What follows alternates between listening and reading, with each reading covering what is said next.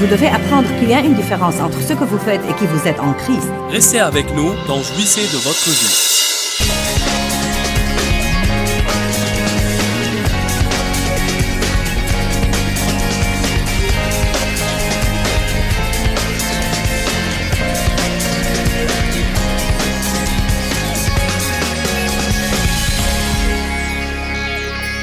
Le message ce matin concerne en fait plus le perfectionniste que celui qui veut plaire aux gens. Mais les deux vont ensemble, car ceux qui sont perfectionnistes veulent aussi se conduire parfaitement devant les autres, et ils veulent que tout le monde ait une attitude parfaite envers eux. Ils ont aussi tendance à vouloir que tous les autres aient une performance parfaite à leur égard. Donc ils peuvent finir par se fâcher contre eux-mêmes, ou paraître furieux contre les autres. Combien de vous qui êtes là savent déjà qu'ils ont tendance au perfectionnisme? Est-ce que je peux voir vos mains? D'accord. Ce n'est vraiment pas une chose facile. Souvent, car nous vivons dans un monde qui n'est pas parfait, et nous ne sommes pas parfaits, et les gens ne sont pas parfaits. En fait, il n'y a presque jamais un jour à la fin duquel vous pouvez dire c'était un jour entièrement et complètement parfait. Beaucoup de perfectionnistes sont aussi méga planificateurs. Ils ont des plans et parfois, suivant leur niveau de maturité spirituelle, ils peuvent être contrariés si leur plan ne marche pas. Une des choses que j'espère faire aujourd'hui avec mon message, c'est de vous donner l'opportunité de vous libérer de tas de pression, de prendre une nouvelle attitude envers vous-même, envers votre vie et envers les autres, et de vous rendre compte que vous n'avez pas à parfaitement plaire aux autres tout le temps. Car pour vous dire la vérité, si ce n'est pas une chose, ça va être une autre. Amen. J'ai failli intituler le message « Si ce n'est pas une chose, ça va être une autre », mais je l'ai intitulé « Il te manque encore une chose » à cause des écritures auxquelles je vais recourir aujourd'hui. Vous n'allez pas parfaitement plaire aux autres tout le temps. Votre vie ne va pas parfaitement vous plaire tout le temps. Et les autres ne vont pas parfaitement vous plaire tout le temps. Je ne veux pas que vous soyez vexés par ce que je vais vous dire. Je vais simplement vous dire ce qui pourrait se passer avec certaines personnes. Parfois, ça peut être difficile de vivre avec ou d'avoir une relation avec un perfectionniste vraiment fort qui n'a pas acquis une maturité spirituelle. Car il paraît que quoi que vous fassiez, ça ne va jamais être assez.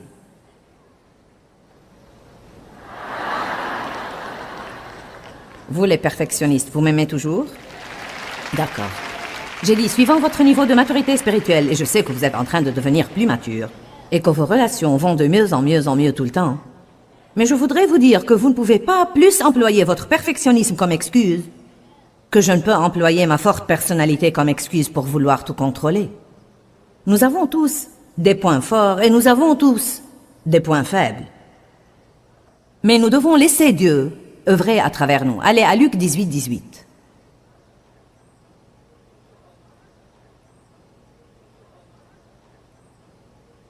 Un des chefs lui demanda, « Bon maître, toi qui es essentiellement et parfaitement bon moralement, que dois-je faire pour hériter la vie éternelle, c'est-à-dire prendre le salut éternel dans le royaume du Messie ?»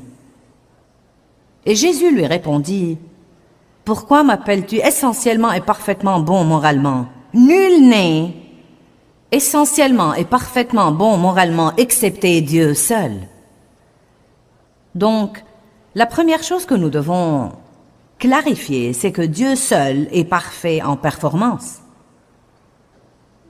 Nous pouvons avoir un cœur parfait envers Dieu, et un cœur parfait veut faire toutes choses d'une manière juste.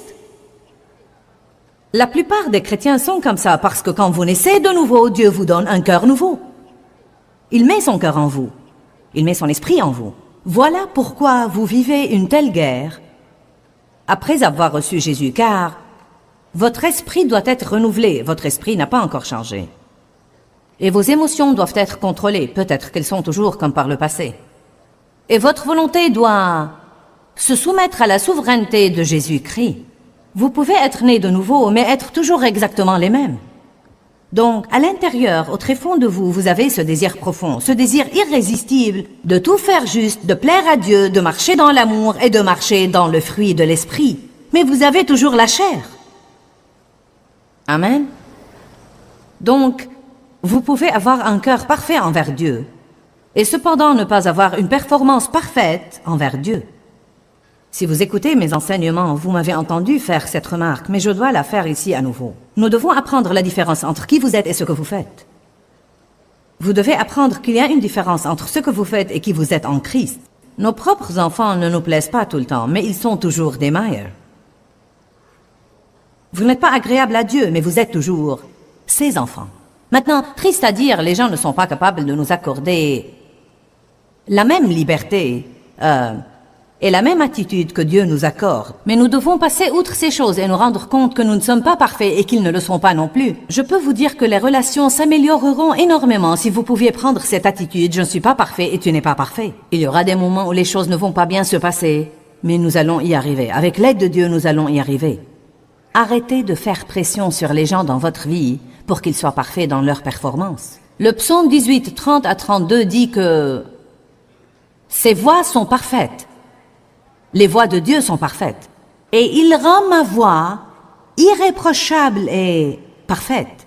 J'ai étudié cette écriture ce matin dans une perspective un peu différente de celle que j'avais dans le passé. Je crois que je l'ai toujours considérée comme plus je demeure en Dieu, plus il va me parfaire et je ferai le bien de plus en plus. Bien que ce soit vrai et que ça arrive et que ça puisse s'appliquer sur cette écriture, il y a peut-être une chose un peu différente qui est dite là que il est parfait et il rend ma voie irréprochable et parfaite en raison de qui je suis en Christ. Voyez, hors du Christ, je suis envisagé d'une façon et en Christ, je suis envisagé d'une autre façon. J'emploie tout le temps le terme en Christ, en Christ, en Christ, en Christ. Et vous allez trouver partout dans Romains, Galates, Éphésiens, Philippiens, Colossiens, ce terme-là, en Christ, en Christ. En fait, j'ai toute une série intitulée En Christ, car je ne pense pas que les gens comprennent vraiment qu'il y a une différence entre qui je suis en moi-même et qui je suis en Christ. Il y a une différence entre qui je suis dans ma performance et qui je suis en Christ. Par exemple, il me donne la justice. Je veux que vous alliez à 2 Corinthiens 5. Chapitre 5, verset 21. Normalement, je cite cette écriture car je la connais bien. Mais je veux que nous la lisions aujourd'hui et je vais vous la lire de la Bible amplifiée. Mon Dieu, combien de révélations il y a là-dedans. Quelle bénédiction extraordinaire ça serait si vous pouviez mal agir et que quelqu'un décide de vous considérer comme étant juste. Vous avez mal agi, mais vous êtes considéré comme étant juste. Pour moi, ça a l'air d'une bonne affaire. Ne l'est-elle pas pour vous? Eh bien, mais j'ai mal agi. Eh bien, je ne vois pas ça. Je te vois comme étant juste. La Bible dit, celui qui n'a point connu le péché. Jésus qui n'a point connu le péché est devenu péché. Nous la lirons dans la Bible amplifiée. Pour nous, il a pratiquement fait du Christ péché, lui qui n'a point connu le péché, afin qu'en lui et qu'à travers lui nous devenions dotés de considérer comme étant dans, j'aime ça, regarder comme étant dans. Donc, Dieu est Dieu et il peut décider comment il veut me considérer et comment il veut vous considérer. Si vous avez accepté le Christ comme votre sauveur et que vous prenez au sérieux votre marche avec Dieu et que vous passez un temps dans la parole et que vous faites ce que vous pouvez par la puissance du Saint-Esprit pour grandir et pour faire des progrès, si vous êtes en Christ, la Bible dit que Dieu vous considère comme étant juste. Peut-être que vous ne faites pas tout comme il faut, mais quand Dieu vous regarde, il ne voit pas le péché, il ne voit pas l'imperfection, il ne voit pas les gaffes et ne voit pas le gâchis. Il voit sa propre justice. Je veux dire, c'est difficile à comprendre.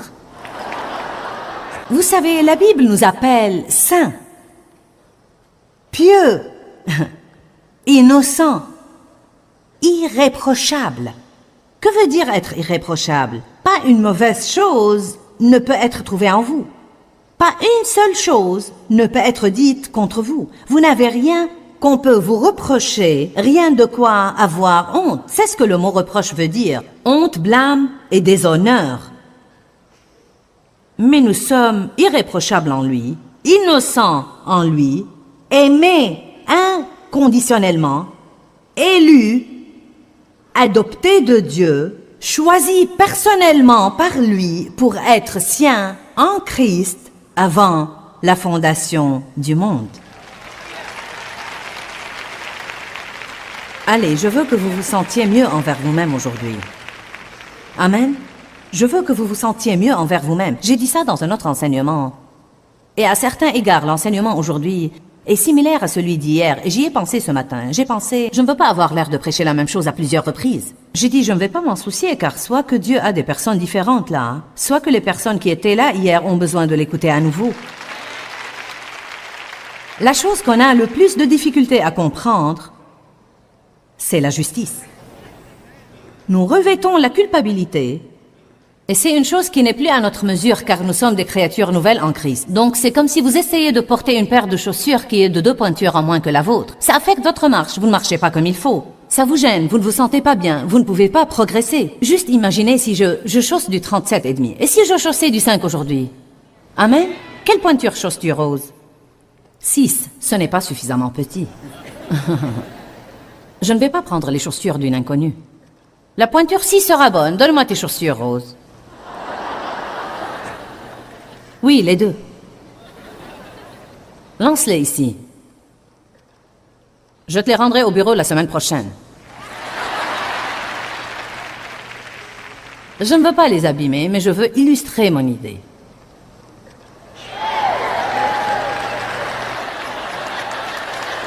Maintenant, j'ai déjà mal.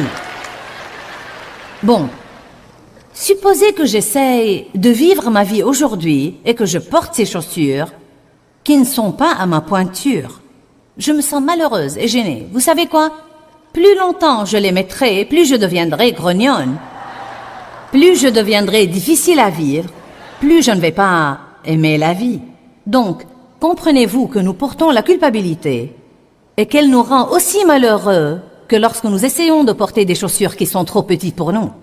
Mais ce que Dieu veut que nous fassions, c'est de revêtir la justice.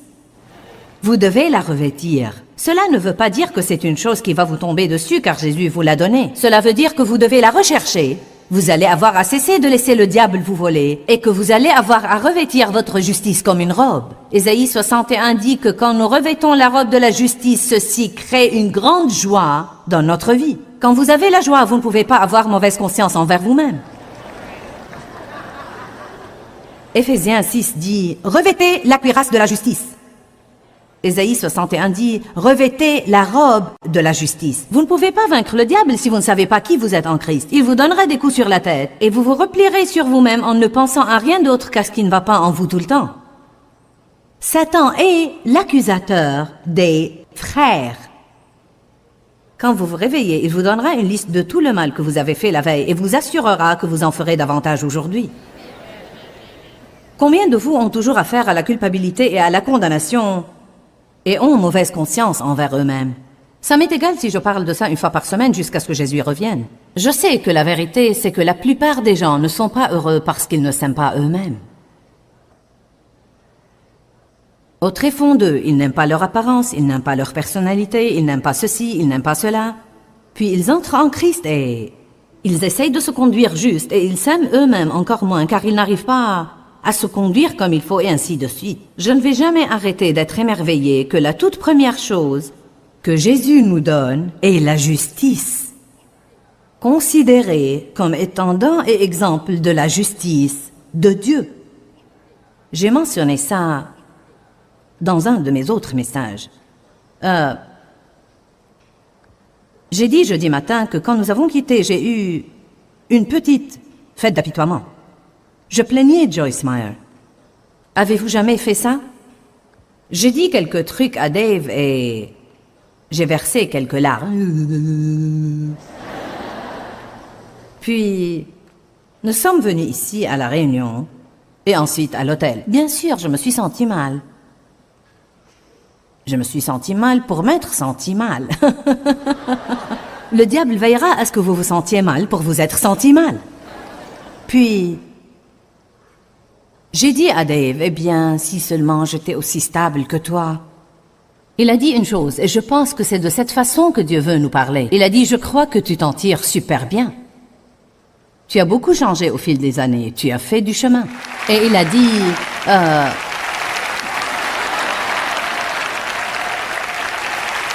tu as beaucoup enduré dans ta vie. D'abord, tu as été abusé. Ensuite, les autres choses que tu as traversées. Et tu as beaucoup de responsabilités. Et tu travailles dur. Tu t'en tires super bien.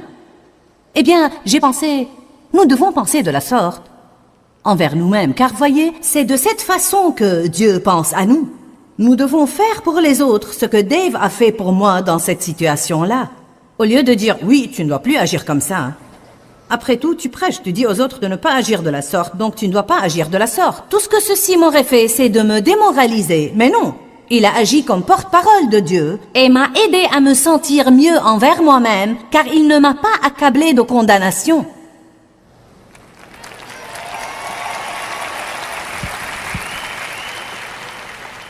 Vous savez, nous pouvons vraiment encourager les autres davantage si nous le voulions. Je ne peux pas croire que tu aies fait ça. Eh bien, regarde un peu ce que tu fais toi-même. La Bible dit, les mêmes choses pour lesquelles nous jugeons les autres, nous les faisons nous-mêmes. Nous ne voyons que les bons côtés de nous-mêmes, mais nous voyons les défauts des autres avec la loupe. Vous n'avez pas d'excuse pour vous conduire de la sorte, mais moi j'en ai toujours une. Pour nous, il a fait du Christ péché, lui qui n'a point connu le péché, afin qu'en lui et à travers lui, nous devenions dotés de et considérés comme étant dans et un exemple de la justice de Dieu.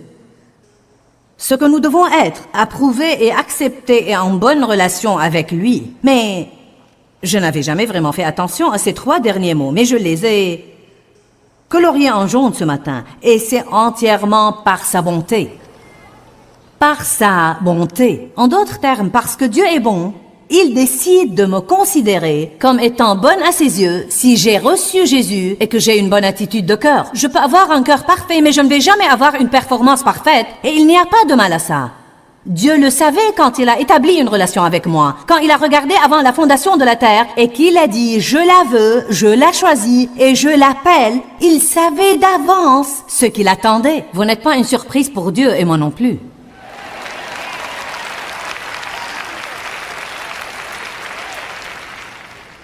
Rappelons-nous ce que Dieu a dit à Jérémie dans Jérémie chapitre 1. « Avant que je t'eusse formé dans le ventre, je te connaissais. » Je te connaissais. Il ne parle pas de « Ah oui, oui, oui. Tu connais le président? Oh oui, je le connais. » Eh bien, je sais que George Bush est le président, mais je ne le connais pas. Quand Dieu dit qu'il connaissait Jérémie, cela veut dire qu'il connaissait tout ce qu'il allait faire, juste, faux, médiocre, bien, mal. Et il a dit, je t'ai choisi pour œuvrer à travers toi. Avant que je t'eusse formé dans le ventre, je connaissais chaque erreur que tu ferais et je t'ai appelé à avoir une relation avec moi et je t'ai choisi. Eh bien, sûrement chacun de nous peut dire, il me manque au moins une chose. Nous avons tous affaire à l'incapacité et nous avons besoin de Jésus. Il nous manque une chose à tous. Nous ne devons pas nous détester nous-mêmes pour cela. Nul de nous n'est parfait, mais nous pouvons avoir un cœur parfait. Abandonnez la frustration que vous avez envers vos imperfections et détendez-vous un petit peu. Aimez-vous vous-même. Arrêtez de vous soucier trop de vos défauts. Dieu savait que vous aviez besoin d'aide quand il a établi une relation avec vous. C'est pourquoi il a envoyé Jésus. Et en Jésus, nous sommes considérés comme étant justes, pieux, irréprochables et aimés. Vivez la vie que Dieu est mort pour que vous puissiez vivre. Une vie libre.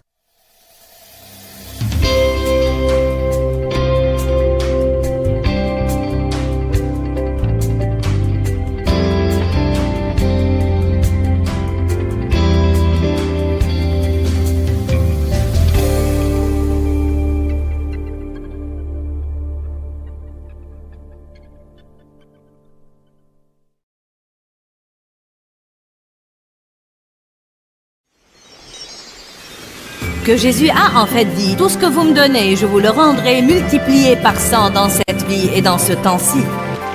Restez avec nous dans Jouissez de votre vie.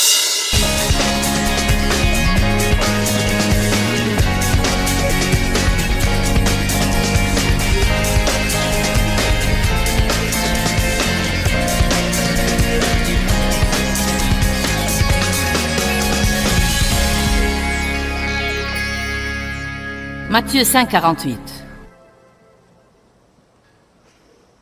Quand je lisais cette écriture dans la Bible de King James, je me sentais toujours sous pression, car elle dit « Soyez donc parfaits comme votre Père céleste est parfait ». Je pensais « Cher Dieu, pourquoi me demandes-tu de faire une chose qu'il m'est vraiment impossible de faire ?» Si vous lisez la Bible amplifiée, elle l'explique un peu plus. Elle dit « Vous, par conséquent, devez être parfaits ». Mais l'amplification du grec explique ce que le mot parfait veut dire dans la langue grecque. Grandir. Dites tous grandir. Elle ne dit pas adulte, elle dit grandir. Amen. Grandir vers une maturité complète de piété, d'esprit et de caractère, ayant atteint le niveau approprié de vertu et d'intégrité, comme votre Père céleste est parfait. Donc, au fond, il nous met un objectif. Dieu dit, me voilà. Soyez comme moi. Je mettrai mon esprit en vous. Je mettrai mon cœur en vous. En d'autres termes, je vous donnerai le désir de faire les choses comme il se doit. Et tant que vous demeurez dans la parole de Dieu, selon 2 Corinthiens 3, 18, toute votre vie, vous irez de gloire en gloire, en gloire, en gloire, en gloire. Et devinez quoi? Au milieu de ces gloires, il y a toujours un petit moment de repos où vous commencerez à avoir l'impression que rien ne se passe, je ne change pas, je ne grandis pas. Mais si vous tenez bon et vous restez dans la parole, à ce moment-là, whoop! Certains de vous ce week-end ont fait whoop, whoop, whoop! Car la parole de Dieu vous fait cet effet, amen. Mais je dois me rendre compte que j'ai un cœur parfait. Je n'ai pas une performance parfaite, mais Dieu me considère comme parfaite. Il me considère comme juste tant que je reste dans le programme et que je m'approche du symbole de perfection. Voilà pourquoi l'apôtre Paul dit « Je fais une chose, oubliant ce qui est en arrière et me portant vers les bonnes choses qui sont en avant. » Je persévère pour saisir ce pourquoi Jésus-Christ est mort pour me saisir. En d'autres termes, nous jouons notre rôle, mais nous ne pouvons vraiment rien faire sans lui. Luc 18, 20 et 21. Maintenant, rappelez-vous, au verset 18, il parle aux riches et jeunes chefs. Il dit... Bon maître, que dois-je faire pour hériter la vie? Jésus lui répondit, il n'y a de bon que Dieu seul, ne m'appelle pas comme ça. Puis il lui dit au verset 20, tu connais les commandements. Si tu veux hériter la vie éternelle, tu connais les commandements. Ne commets pas d'adultère, ne tue pas, ne vole pas, ne porte pas de faux témoignages, honore ton père et ta mère. Et il répondit, j'ai observé toutes ces choses dès ma jeunesse. Je parie qu'en ce moment-là, il était très content de lui-même. D'accord. J'applique toute cette liste. Il a oublié ce qui est dit dans Ésaïe, que toute notre justice est comme un vêtement souillé. Pourquoi Dieu ne vous laissera-t-il jamais vous en sortir? Car dans ce cas, vous n'aurez pas besoin de Jésus. Voilà pourquoi, ayez une révélation, surtout vous les perfectionnistes et ceux qui nous regardent à la télé. Je vous le dis, vous n'allez jamais manifester la perfection et vous feriez aussi bien de l'accepter. Vous n'avez pas à vous en trouver une excuse ou à en avoir mauvaise conscience. Vous êtes des êtres humains et vous avez des défauts et des points faibles et des incapacités et Dieu manifestera sa puissance à travers ses faiblesses si vous vous fiez à lui. Cela ne veut pas dire que nous devons nous contenter d'être tout un gâchis et ne pas vouloir faire des progrès. Mais nous ne faisons pas des progrès en essayant et en luttant. Nous faisons des progrès en mettant notre espérance en Jésus et en ayant confiance que si nous demeurons dans la parole, il nous changera de gloire en gloire. Trop de gens essayent de changer. Ils essayent d'être bons. Ils essayent de ne pas trop parler. Ils essayent de marcher dans l'amour. Ils essayent de se soumettre à l'autorité. J'aime utiliser cet exemple. Avez-vous jamais vu un pommier planté sur une colline qui dit d'accord, c'est la saison des pommes. Oh.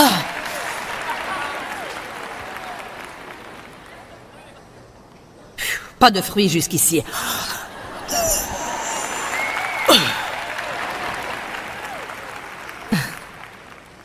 Peut-être que si vous faites ça assez longtemps, vous aurez une itsy-bitsy petite quantité de fruits minuscules et desséchés qui ne vont faire du bien à personne.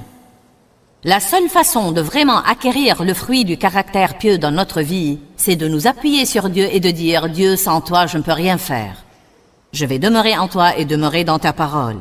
Et je crois que si je fais ça, tu permettras que je porte beaucoup de fruits.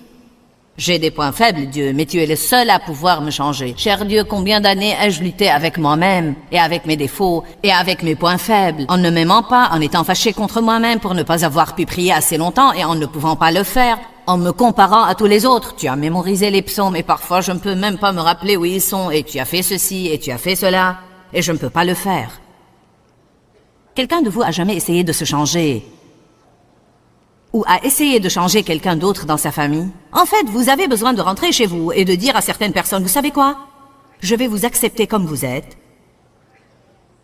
Acceptez-moi comme je suis. Et fions-nous tous à Dieu pour nous changer. Je prierai pour vous, priez pour moi. Trouvons un point d'entente au lieu de toutes ces situations de mésentente. Alléluia! Vous n'allez guère porter du fruit en luttant plus que le pommier peut porter du fruit en luttant. Vous devez vraiment vous rendre compte que vous avez des défauts et des points faibles et que Dieu seul peut vous changer. Apparemment, ce type n'avait pas réalisé qu'il en avait. Oh, j'ai fait ça. Dieu soit loué. Mais j'aime ce que Jésus dit là. Verset 22. Et quand Jésus l'entendit, il dit, eh bien, il te manque encore une chose. Il te manque encore une chose. Ce qui lui manquait, c'est qu'il aimait trop son argent. Il nous manque à tous quelque chose. Nous avons tous affaire à quelque chose. Les gens ont pris ces versets de l'Écriture sur ce riche et jeune chef, et le fait que Jésus lui ait dit, si tu veux vraiment être parfait, va vendre tout ce que tu as et donne-le aux pauvres. Beaucoup de gens ont pris ça comme base biblique pour dire que les chrétiens ne doivent rien posséder.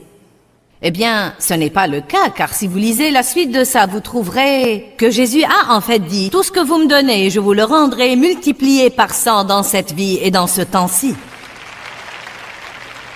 Il n'essayait pas de laisser le type sans le sou. Il essayait de lui dire, si tu me donnes tout ce que tu as, et Dieu demande de nous ce que nous avons du mal à donner.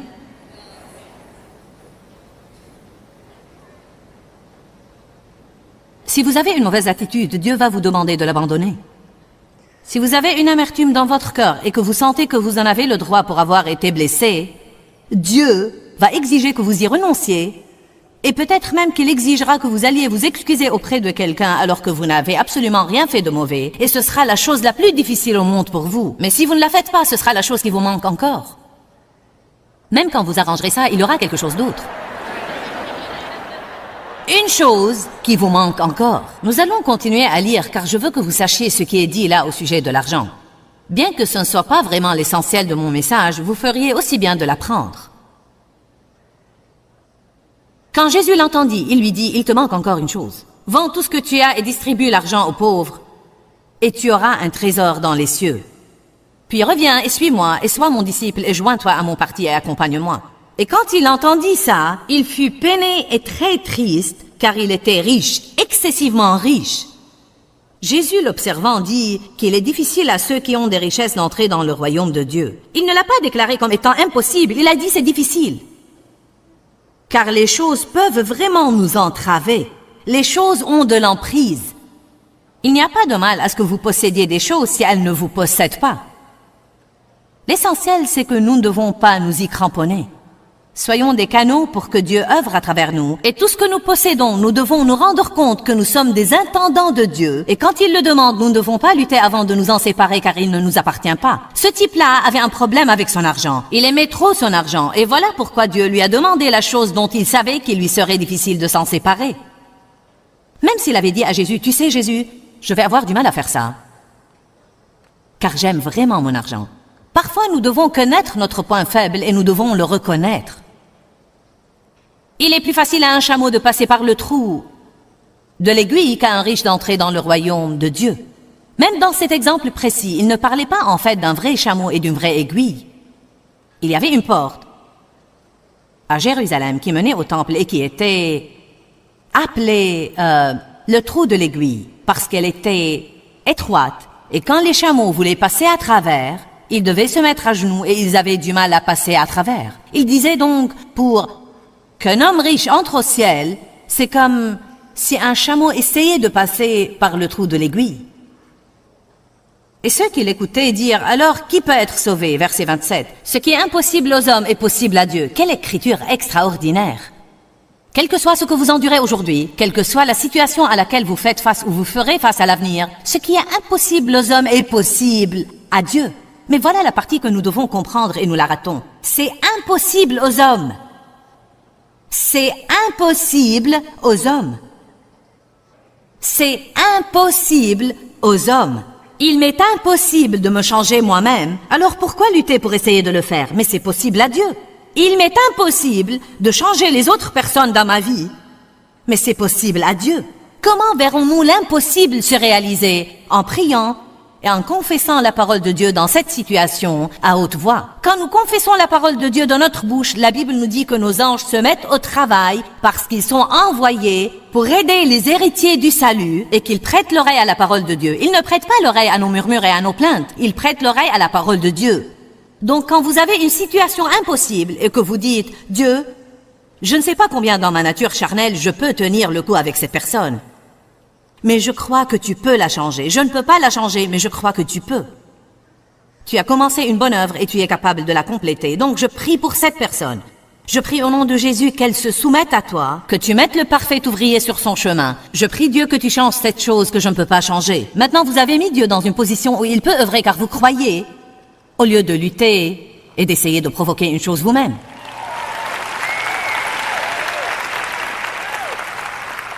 Ce qui est impossible aux hommes, j'ai lu cette écriture pendant des années et des années et des années et des années.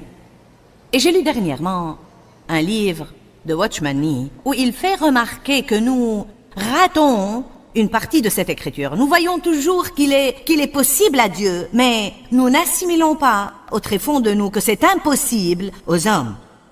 Donc pourquoi continuons-nous à essayer de faire l'impossible? Si Dieu dit qu'il vous est impossible de changer, pourquoi même essayer? Amen. En fait, laissez-moi vous lire là ce que Watchman Nee dit à ce propos, et nous verrons ce que vous en penserez. C'est dans son livre intitulé « La vie qui gagne ». Voilà l'attitude dont il parle. Il dit que le premier pas que vous devez prendre, c'est dire à Dieu, « Oh Dieu, je ne peux pas, et je ne veux pas. Je suis fichu. Je renonce à essayer. Je ne vais plus lutter. » Ça s'appelle céder. Ça marque le premier pas vers la délivrance. Autrefois, je croyais que je pouvais changer un peu mon orgueil. Maintenant, Seigneur, je ne vais plus essayer. Tout de suite, nous pensons, tu ne peux pas faire ça, tu dois essayer. Mais Dieu m'a déjà dit que c'est impossible. Alors que suis-je censé faire? Croire. Les croyants sont censés croire. Si nous étions des accomplisseurs, nous aurions été appelés accomplisseurs. Mais nous sommes appelés croyants. Évidemment, il y a un effort que nous devons fournir pour coopérer à l'œuvre du Saint-Esprit. Mais la plus grande partie de cet effort est en fait de rester en place et de laisser Dieu faire ce qu'il veut faire dans notre vie. La plus grande partie de cet effort, ce n'est pas de fuir la douleur que vous allez avoir quand Dieu essaiera d'œuvrer en vous alors que vous préférez qu'il vous laisse tranquille. Autrefois, je pensais que je pouvais améliorer mon caractère un peu. Maintenant, Seigneur, je renonce complètement. Autrefois, j'imaginais que je pouvais contrôler ma langue. Maintenant, Seigneur, je renonce. Je ne peux pas.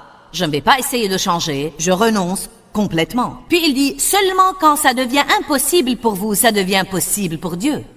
Seulement quand ça devient impossible pour vous, ça devient possible pour Dieu. Car tant que nous pensons qu'il nous est possible de faire quelque chose, nous allons continuer à essayer de comprendre et à essayer de trouver une solution. Nous allons rester dans le domaine du raisonnement, nous allons rester dans le domaine des inquiétudes, nous allons rester dans le domaine de la peine. Mais si je sais que quoi que j'essaye de faire, c'est impossible, je ferai aussi bien de dire, d'accord Dieu, j'ai compris cette partie, j'arrête, mets-toi au travail. Je me rappelle en ce moment, lorsque Dieu m'enseignait ces leçons depuis des années et des années, quand je luttais, et que j'essayais de me changer, et que j'essayais de changer Dave, et que j'essayais de changer mes enfants, et que j'essayais d'agrandir mon ministère, et que j'essayais d'avoir la prospérité, et que j'essayais, et j'étais si frustrée. J'étais spirituellement épuisée tout le temps. Rien ne nous épuise plus que d'essayer de faire quelque chose à propos d'une chose envers laquelle nous ne pouvons rien. D'essayer d'arranger quelque chose que Dieu seul peut arranger. Allez, combien de vous sont exaspérés contre eux-mêmes? Bon. Eh bien, vous devez comprendre ça aujourd'hui. Ça vous est absolument impossible. Je sais que l'on vous dit toujours, eh bien, tu dois essayer. Tu dois essayer. Mais notre tâche comme croyants, c'est de croire. Nous avons bien un travail à faire, mais c'est un travail spirituel. Dieu, je me fie à toi pour me changer. Ensuite, vous verrez des changements apparaître dans votre vie. Mais vous ne pouvez pas vous en attribuer le mérite, car c'est Dieu qui les a faits. Un des moments les plus frustrants dont j'ai fait l'expérience, c'est quand j'essayais d'apprendre à me taire. J'avais écouté un message au sujet de ne pas trop parler et j'ai pensé, ça suffit. Ma bouche m'attire toujours des ennuis, alors je ne vais absolument rien dire. C'est la façon de faire de la chair. Elle va d'une extrême à une autre extrême. La façon dont vous réparez trop parler, c'est je ne vais rien dire. Je ne vais plus avoir des ennuis car je ne vais plus parler. Puis tous ceux qui vous entourent pensent que vous êtes fou, fâché, bizarre, dingue et excentrique. Qu'est-ce qui vous prend? Car normalement, votre bouche court à 150 km à l'heure et maintenant vous ne dites rien. Alors, je me réveillais le matin et Dave me parlait et je disais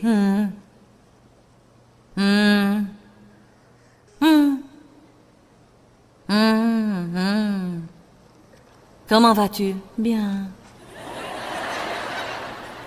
Puis peu de temps après, eh bien, qu'est-ce qui ne va pas? Et alors je pensais, ça suffit, quoi que je fasse, ce n'est pas assez. Si je parle, il n'aime pas ça. Si je ne parle pas, il n'aime pas ça. Allez, levez haut la main et dites, je sais de quoi elle parle.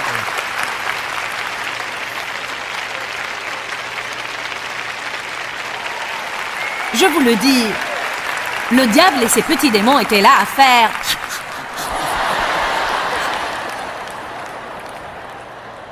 Ils nous gardent sur le manège de la même chose stupide encore et encore et encore et encore. Essaye et échoue, essaye et échoue, essaye et échoue, essaye et échoue, essaye et échoue, essaye et échoue.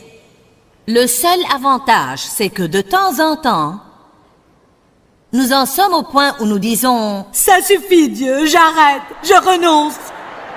Je ne vais même plus essayer, je ne vais pas le faire, c'est très difficile pour moi Dieu. Je ne vais même plus essayer et si jamais quelque chose doit changer, tu vas avoir à le faire. »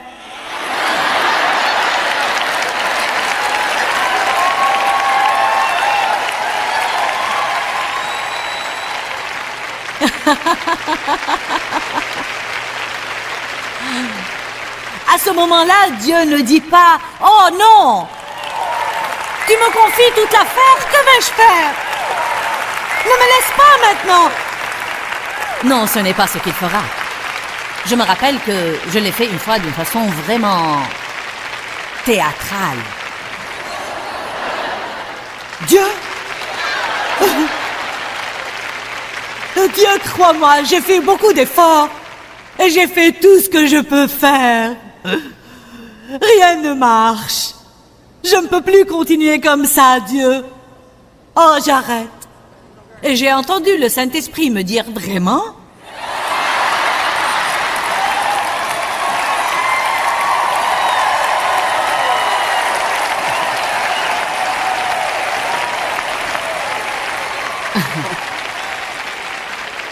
Et j'ai pensé, pourquoi tu as l'air si excité? Et le Seigneur m'a mis dans le cœur, c'est seulement à ce moment-là que je peux travailler. Quand tu arrêtes pour quelques minutes et tu me confies l'affaire, c'est seulement à ce moment-là que je peux travailler. Malheureusement, ça ne vous prend pas très longtemps avant de reprendre le travail. Voilà pourquoi notre croissance spirituelle est si lente, car franchement, si nous sommes honnêtes aujourd'hui, nous ne laissons vraiment pas Dieu avoir toute l'affaire très souvent pour très longtemps.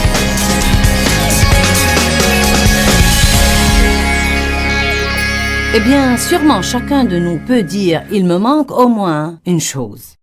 Nous avons tous affaire à l'incapacité et nous avons besoin de Jésus. Il nous manque une chose à tous. Nous ne devons pas nous détester nous-mêmes pour cela. Nul de nous n'est parfait, mais nous pouvons avoir un cœur parfait. Abandonnez la frustration que vous avez envers vos imperfections et détendez-vous un petit peu, aimez-vous vous-même. Arrêtez de vous soucier trop de vos défauts. Dieu savait que vous aviez besoin d'aide quand il a établi une relation avec vous. C'est pourquoi il a envoyé Jésus. Et en Jésus, nous sommes considérés comme étant justes, pieux, irréprochables et aimés. Vivez la vie que Dieu est mort pour que vous puissiez vivre. Une vie libre. Sortez de la boîte dans laquelle le monde essaye de vous emprisonner et soyez les personnes que Dieu veut que vous soyez. Pourquoi Seigneur, pourquoi? Dans ce livret, Joyce Meyer nous enseigne à travers la parole comment être délivré de la confusion. Pour obtenir ce livret gratuitement, écrivez-nous à Joyce Meyer, boîte postale 40095-6300 Larnaca, Chypre. Ou bien visitez notre site web www.joycemeyer.org/fr.